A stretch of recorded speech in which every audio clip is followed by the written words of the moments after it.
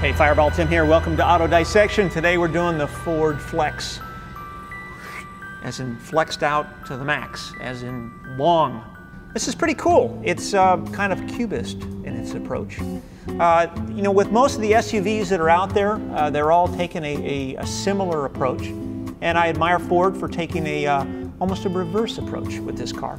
It's very clean, it's very boxy, it's very straightforward. What you see is what you get. There's not a lot of big sculpture, big round forms. It's just long. It's really long. It's like a minivan, only not. This car is in a way, to me, like a blank canvas. It's very simple. It's simply stated, slab-sided. It's got kind of minimalist design elements to it, but it's kind of an ode to some of the old Woodies. And you can probably see how some of these elements could actually be created as a Woody. It definitely could use some bigger wheels, you know, something that's probably maybe 22s, 24s even. Some big wheels that are going on in there. The whole thing could stand to be dropped a little bit. There's certain components that could be added, but it's actually pretty clean. You may not have to do too much of it. It could use some neat tribal stuff on it, you know, like that. You know, even that is kind of cool. So this car is it's almost three components. You have a huge body panel that's going all the way across. It's this one huge thing, and it's the same thing with the glass. It's one really big element.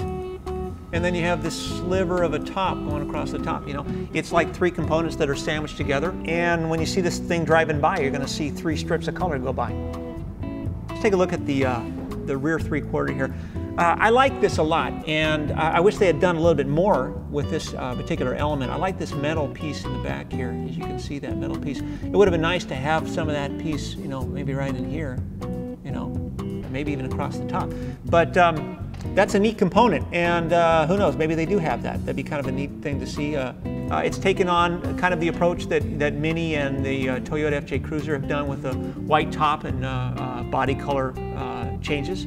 Definitely needs some bigger wheels. It needs to be dropped a little bit more for my taste. There's a lot of space going on in here. You know, overall, it's a good-looking car. It's very simple, and I think that will inspire people and beg the question is, you know, what are you going to do with your Flex? We'll see what happens.